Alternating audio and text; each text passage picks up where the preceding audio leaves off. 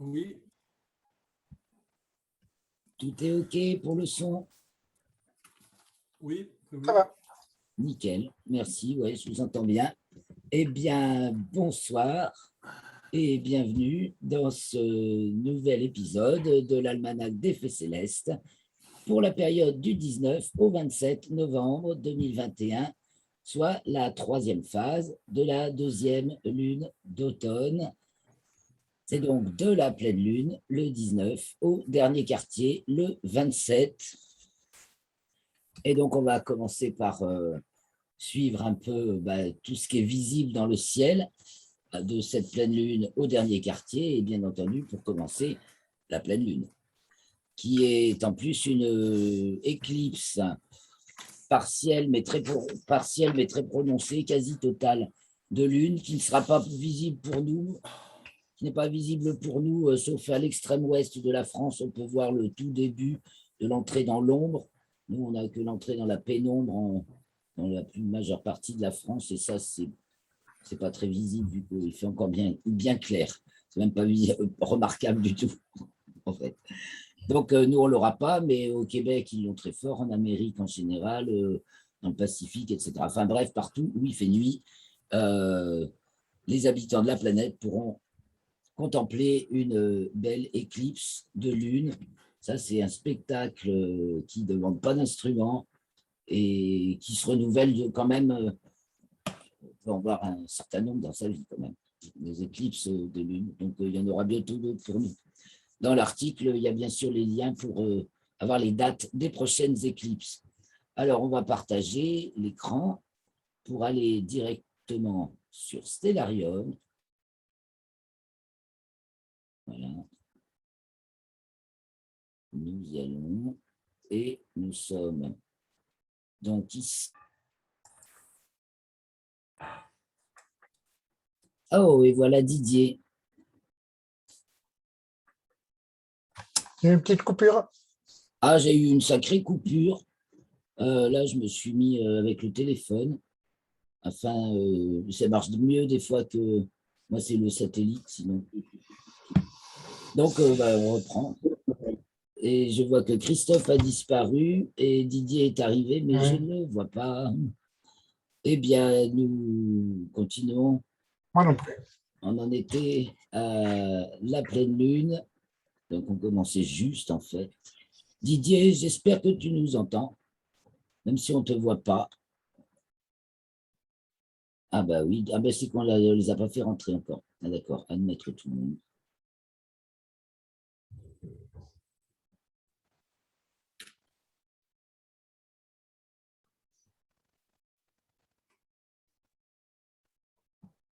Bon, et Didier est en train de se connecter. Va-t-il y arriver? Voilà. Qu'est-ce qui s'est passé? J'ai eu coupure. D'accord. Eh ouais. Bien, nous voilà donc le vendredi 19 novembre à 17h30, vous voyez, du côté sud-sud-ouest, ce qui brille fort, c'est Vénus. Le soleil vient de se coucher, et donc, une demi-heure plus tard, 18h, on a deux nouvelles personnes. Ah non, c'est toujours Didier, il est double. Jusqu'à quelle heure elle est visible? Allez, alors elle se couche aux alentours et reste visible bien maintenant presque 3 heures après le soleil, 8 heures, un peu avant 8 heures, 19h55, enfin, voilà. Alors, je vais aller voir alors. Ah, là, moi, je viens de la voir, elle est magnifique. Eh bien, Et je vais donc, essayer elle d'aller est, voir après la séance. ouais, ben, elle sera encore là. Elle est magnifique et elle est conjointe à l'étoile Moonki. Alors, c'est pour ça que j'allais un peu plus tard quand même. On va se mettre donc à 18h, parce que là, j'étais à 17h30, donc on commence à percevoir Vénus. Et on va se mettre à 18h30, c'est l'heure, effectivement, où à peu près on a fini, parce qu'après, elle descend. Et donc, elle est devant le Sagittaire. J'affiche la forme de la constellation. Et elle est pile devant l'étoile Nunki. Elle est à moins d'1 degré le 27 au soir de l'étoile Nunki. Voilà. Elle est juste en dessous. Et donc, si on veut distinguer Nunki, il faut des jumelles parce que Vénus brille très fort. Je ne sais plus combien de fois plus fort, mais je l'ai noté dans l'article. Je vais vous dire ça. Ah, j'ai du mal taper. Ah, est-ce que on peut respecter la case? Non.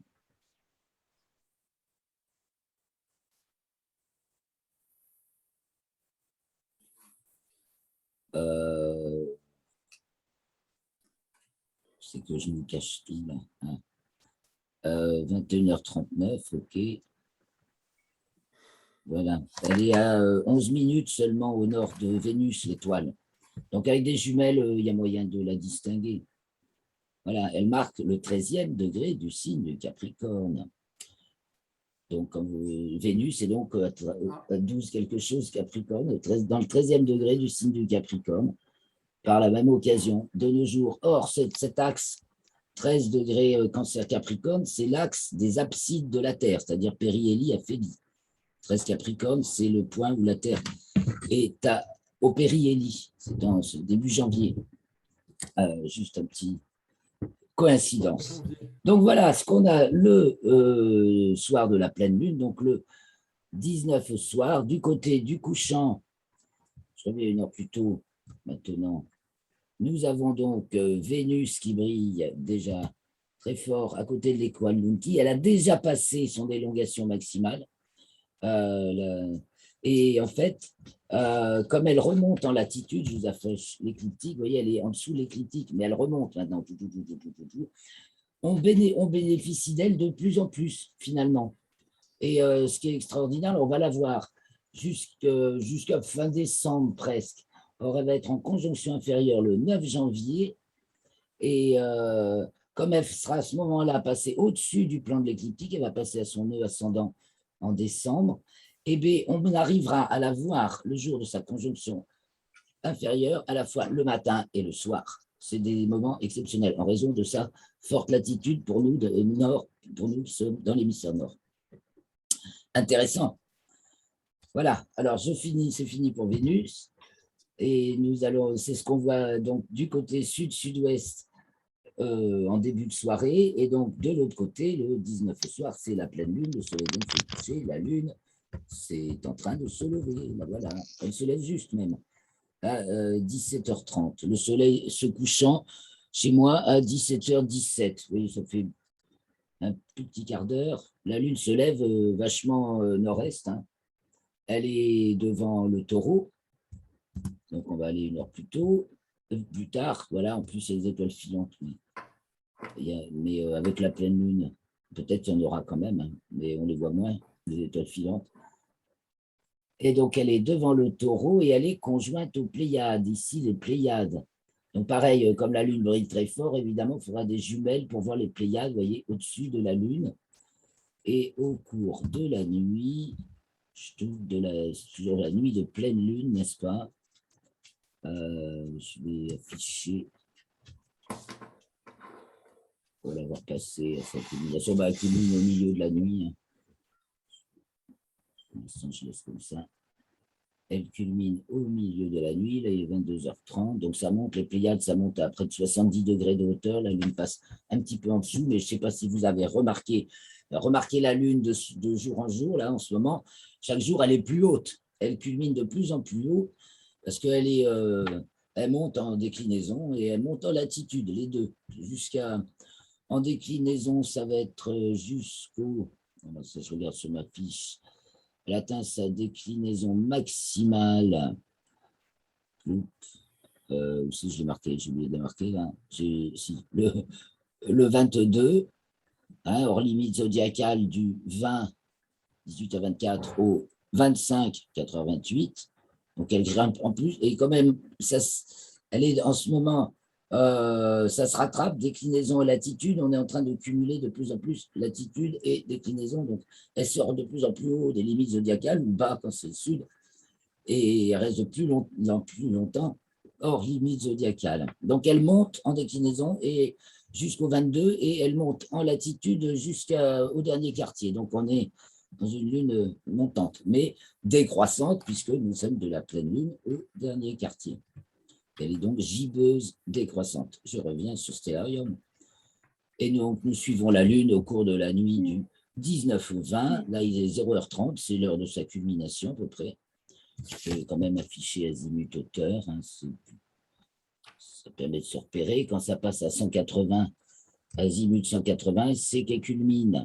Donc, on peut voir précisément l'heure de sa culmination. Hop, à 66 degrés de hauteur, les Pléiades étant un petit peu plus haut.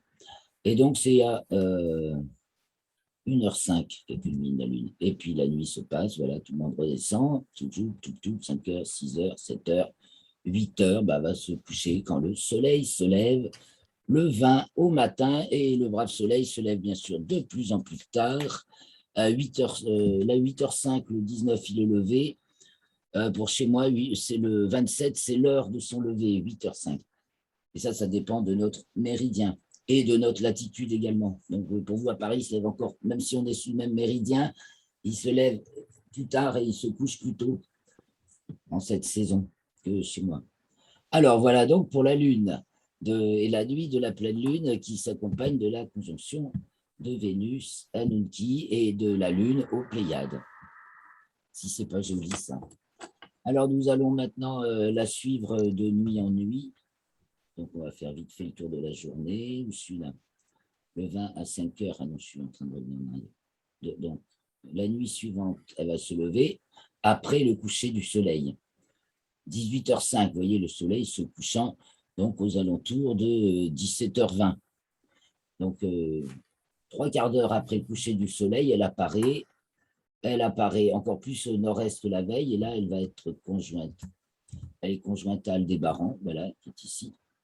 Et on va noter également la présence de Cérès. Cérès qu'on ne va pas trop pouvoir remarquer avec un instrument, donc la Lune est à côté, pas ce jour-là.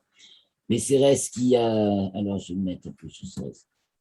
Ce n'est pas le jour où il y a la Lune qu'il faut considérer ça, mais Cérès se balade devant les Hyades, c'est-à-dire tout le groupe d'étoiles autour d'Aldébaran, et à mât ouvert d'ailleurs. Et du coup, elle est conjointe à la Lune, donc, la veille, je crois. Non, ça c'est une heure avant, je crois. Voilà, elle est conjointe, la Lune est conjointe à Cérès aussi le 20. Et Cérès est à l'opposition du Soleil le 27. Et on a... donc ça fait rien. C'est intéressant à remarquer, évidemment.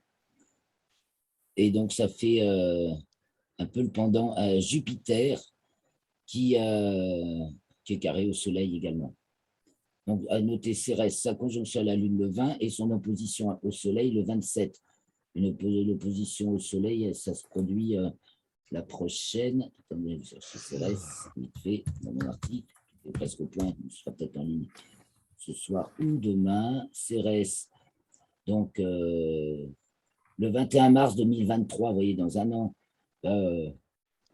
et demi, elle sera à nouveau à l'opposition du Soleil. Voilà pour Cérès.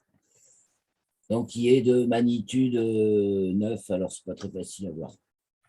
Il y a d'autres petites planètes qui sont plus faciles, comme Vesta, Vesta qui est de magnitude plutôt 7, souvent.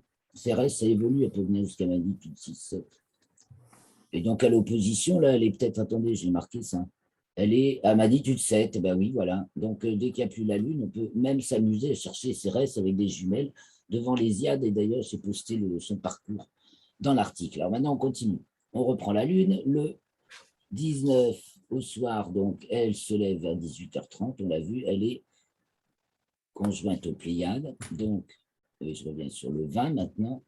Le 20, elle est conjointe à Aldébaran, elle se lève vers 18h30. Le 21, elle va se lever, là il est 19h, elle va se lever un petit peu avant 19h. Évidemment, voilà, elle est gibbeuse décroissante, donc chaque jour un petit peu moins.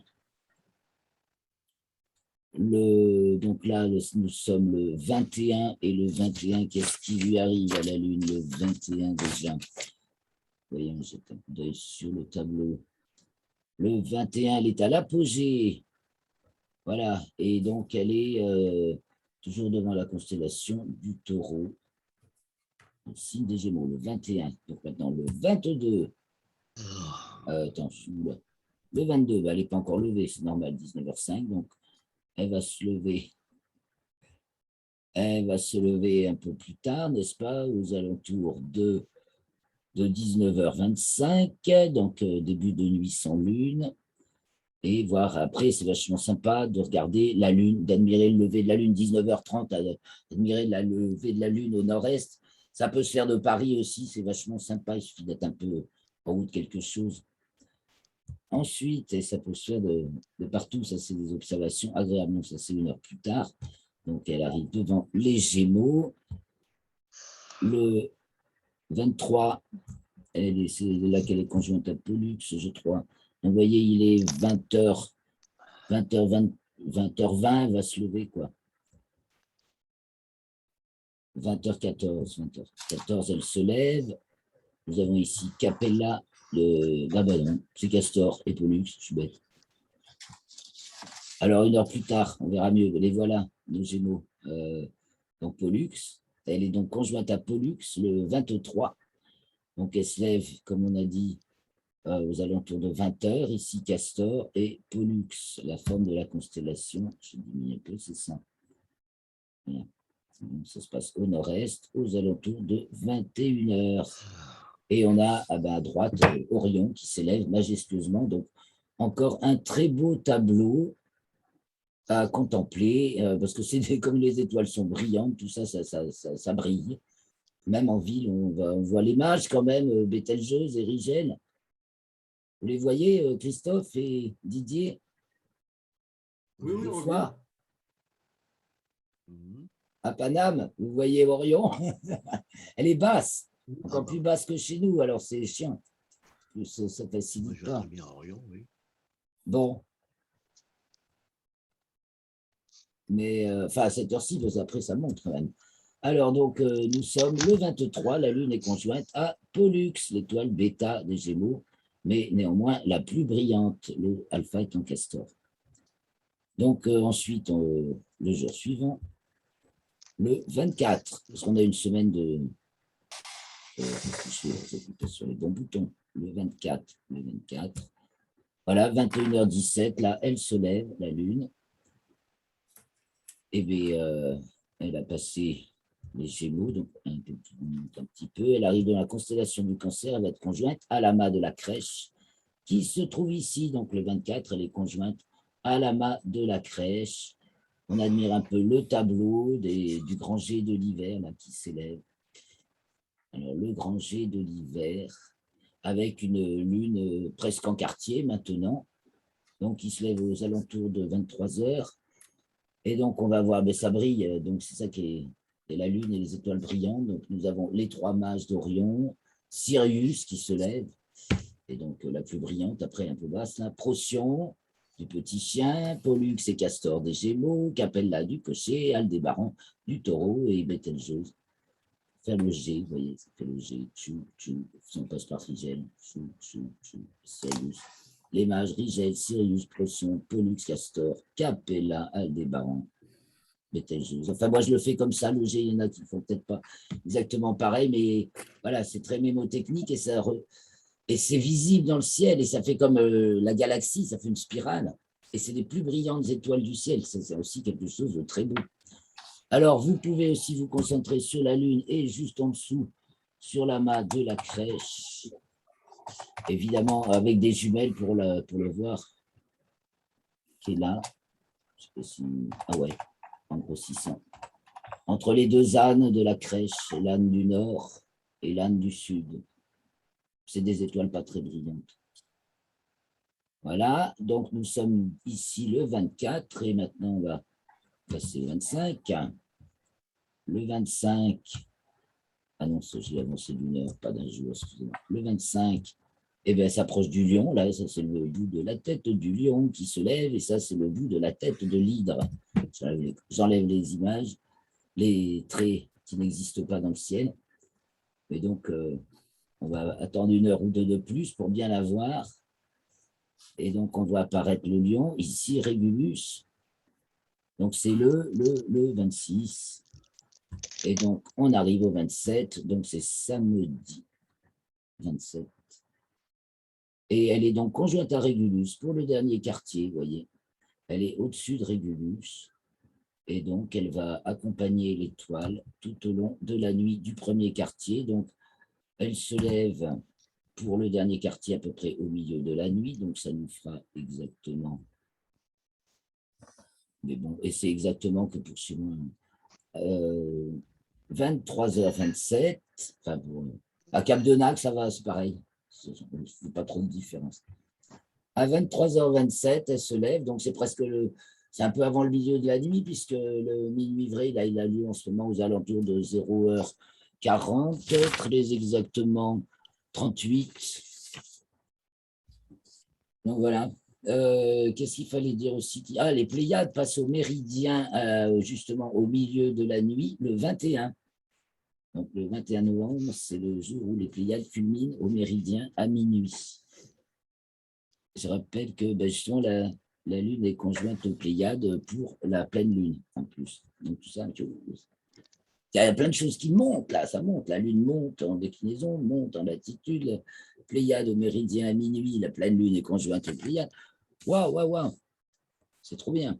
Ah, en plus, ça, c'est du un peu spécial, mais pour les observateurs aguerris, mais c'est intéressant d'en parler et de savoir, de comprendre comment ça marche, puisqu'on il y a plusieurs occultations cette semaine d'étoiles par des astéroïdes. Alors, il y en a 3. Il y en a une qui est observable en Bretagne et les 2 autres sont observables sur notre tranche centre-France, enfin bon, par chez moi. Et donc là, il faut un petit peu de matériel et surtout un bon timer pour justement enregistrer précisément l'heure de disparition de l'étoile derrière l'astéroïde et l'instant de sa disparition, l'instant de sa réapparition, ça dure au maximum quelques minutes.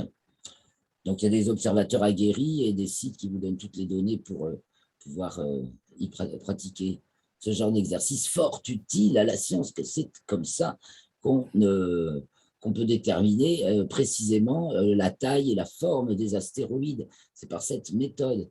Et plus il y a d'observateurs, plus on obtient un résultat précis, tout simplement. C'est comme ça, parce que ça fait la parallaxe. Et en combinant toutes les observations de tous les observateurs, même ceux qui n'assistent pas à l'occultation, permettent, enfin ceux qui ne la voient pas, ceux pour qui elle ne se produit pas, plus exactement, ça leur permet de fixer les limites. Et ça, c'est plus dedans. Donc, ça permet de fixer les limites de l'objet observé. Donc, fort intéressant. Et encore à rappeler, bien sûr, le Soleil qui rentre dans le signe du Sagittaire, le 22, hein, et qui arrive devant la constellation du Scorpion, le 23, je crois. Si c'est bien ça, Soleil, Scorpion, le 23, qui traverse jusqu'au 29 novembre. Et puis après, elle arrive devant Ophiuchus, parce que la pauvre constellation du Scorpion, on peut la re-regarder. Donc, en ce moment, bien sûr, on ne la voit pas. Là, je suis dans la nuit. Je fais un petit show sur le Scorpion. Et on enlève tout. Et on va chercher...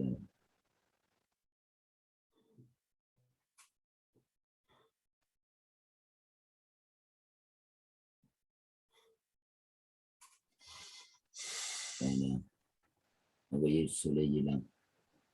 Avec Mercure, qui va être en conjonction supérieure le 29. Et donc, on va voir entrer dans le champ du coronographe. Alors, je me mets sur le Soleil. Hein. Et la constellation du Scorpion, je la dessine là. Elle est près de Tchouba du Scorpion. Et il est près de Tchouba du Scorpion avec Mercure.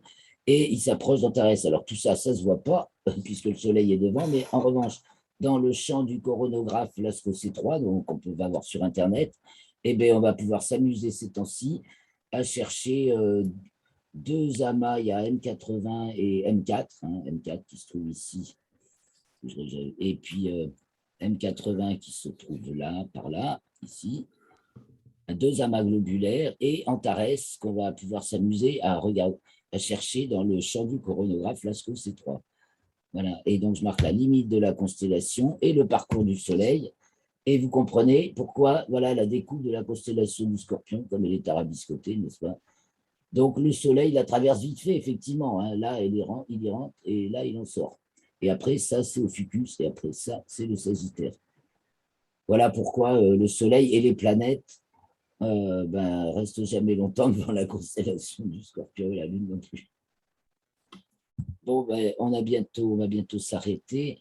De quoi je ne vous ai pas parlé un petit peu encore, il faut qu'on en parle. Je remets le sol. Peut-être vous avez des choses à dire. Voilà. Le ciel de milieu de nuit. Allez, on va se faire le ciel. Ou peut-être de début de nuit, vous préférez, parce qu'à milieu de nuit, on n'y est pas beaucoup dehors en ce moment. Ouais. Ou alors du petit matin. Parce que par contre, le matin, c'est pas dur d'être dehors, il fait encore nuit. Donc, comme vous voulez, on va faire un tour du soir au matin, s'il nous reste suffisamment de temps. Allez, on va commencer le soir. Donc, on a vu le début de nuit quand même, hein, on a vu se lever avec la lune qui se lève de plus en plus tard, on l'a vu donc accompagné pour commencer les Pléiades, puis Aldébaran, puis il y aura Elnat, j'ai pas parlé, et puis après il y a Pollux, et puis après il y a l'amas de la crèche, et puis pour finir il y a Régulus, hein, donc elle nous trace son parcours. Et nous sommes donc en début de nuit, alors on va se mettre à 21h, 20h, 20h, il fait bien nuit noire, 20h, la nuit noire commence à 19h. Alors c'est top, dès que la Lune se lève suffisamment tard, on peut repartir observer Neptune et Uranus. C'est le grand moment. Donc à partir du 19, du 24, c'est excellent pour observer Neptune et Uranus. Bon, allez, on va chercher. La Lune est avec Neptune, est avec Uranus ces jours-ci. Ah ben oui, là oui, c'est d'ailleurs la pression, le baromètre a monté, ça le fait presque à tous les coups. C'est beau, ça donne souvent du beau temps. Tiens, allez, on va vite jeter un coup d'œil sur Uranus. Donc là, c'est le 26. Donc là, vous voyez, la Lune n'est pas levée. À 20h, on peut aller voir Uranus tranquille. Donc, on repère le grand carré de Pégase ici. On repère Aldébaran. Si j'enlève ça, c'est plus facile. Donc, on voit bien le grand carré de Pégase. On voit bien Aldébaran, le taureau, les Pléiades, Capella, bien entendu. Et on va remarquer facilement les deux étoiles du bélier, la constellation du bélier. On remarque aussi peut-être Menkar de la baleine, hein, même hauteur qu'Aldébaran, elle est brillante. Hein. Et donc, finalement, Uranus se trouve pratiquement à mi-chemin entre Menkar et Amal du bélier. Je mets les dessins de constellation. Voilà. Et alors, on va zoomer un petit peu. Voilà. Après, il faut la chercher aux jumelles et réussir à la mettre au centre de son champ de télescope. Donc, elle est entourée d'étoiles à peu près aussi brillantes qu'elle. Il y a de magnitude, même un peu plus brillante. Il y avait alors, Omicron, il y a Omicron, je me trouve, c'est pas elle. Omicron Aries, alors laquelle c'est pas elle. Ah là voilà. Alors, Uranus se déplace par rapport à cette étoile qui est de même magnitude qu'elle, à peu près 5-7. Eh bien, donc ça, c'est ça qui est intéressant à observer. Je vais me mettre sur l'étoile et peut regarder le parcours en rétro, en remontant le temps. Là, c'est le 26, le 25, le 24, le 23, le 22, le 21, le 20, le 19. Donc maintenant, Uranus s'éloigne de l'étoile. Et vous voyez que c'est quand même une planète, quoi. Hein, et, bon, on voit son mouvement de jour en jour par rapport aux étoiles. Voilà, et pour ce qui est de Neptune, qui se culmine plus tôt et se couche plus tôt, qui se trouve devant la constellation du Verseau, voilà, avec les limites, je mets là, vous voyez, les poissons, c'est là, et le Verseau, c'est là. Donc, du Verseau, on repère Donc, on peut aussi se servir de Saturne, Jupiter et Neptune. La droite est tracée, on prolonge, et on va trouver, alors il faut affûter ses yeux, la petite cascade là du Verseau, ces petites étoiles, avec Phi du Verseau ici, ça le repère, Phi. Et donc, pas trop dur là en ce moment pour Neptune, un peu moins dur que c'était, je trouve. Voilà, parce qu'elle est rétrograde elle aussi, hein. Pareil, si on fait le chemin en sens inverse, le 26, le 25, ah non, c'est l'heure que j'ai changé. Le 26, le 25, le 24. Bon, elle bouge moins vite que Uranus encore, hein. Puis j'ai pas tant grossi. Voilà. Donc on a Phi Aquarius, et puis ça fait une espèce de petit losange pour trouver Neptune. Là, c'est pas trop dur. Voilà. Donc amusez-vous si vous avez un petit instrument, enfin, c'est un instrument. Puis en plus, il y a l'étoile Faux-Maillot, qui est la seule qui brille dans le coin. Évidemment, il y a Jupiter et Saturne qui l'écrasent un peu, surtout Jupiter. Mais voilà les bons repères, quoi. Faux-Maillot, on la voit bien aussi, du poisson austral. Mais à Paris, elle passe encore plus bas. Chez moi, elle culmine à 15 degrés. Donc à Paris, elle culmine à 10 degrés de hauteur. Donc vous ne la voyez vraiment pas dans la pollution. C'est vrai que c'est pas top. Eh bien, donc après, j'avais parlé de faire le ciel du soir, mais je vous ai fait les planètes. Regardons simplement du côté du nord comment ça tourne pendant la nuit. Donc nous sommes du côté du nord. Qu'est-ce qu'on voit passer en bas? Donc on voit Capella qui remonte. Je remets les constellations. Voilà. Au début de nuit, la grande ours rase l'horizon et commence à remonter son museau du côté donc, de l'est. Elle remonte. Et pendant ce temps, le dragon et la petite ours descendent, tandis que Cassiopée, ici c'est Cassiopée, ici c'est le lynx, c'est fait, Cassiopée, non c'est la girafe. La girafe, Cassiopée, c'est fait redescend déjà, Cassiopée est pratiquement au sommet du ciel, puisque la grande ours est en bas, au début de la nuit. Alors voyons, continuons. On a sur le couchant le grand triangle de l'été, et on va tourner, on va faire avancer la nuit du côté du nord, c'est intéressant. Donc là, c'est 23h, 23h20. Donc là, c'est Cassiopée qui culmine. Voilà, vous voyez le grand triangle de l'été qui descend. Donc Cassiopée, la grande ours qui remonte, le dragon, la petite ours là, qui commence à être bien pendouillée. La casserole est pendue, la petite casserole est pendue, 23h. Alors, à 0h, et ben voilà, la girafe arrive à sa culmination. Et là, ça y est, la minuit est passée, il est 1h. Donc la girafe culmine, la grande ours est toute droite en train de remonter, le museau vers le haut, les pattes comme ça. C'est le lynx. Capella est très haut, elle va passer au zénith.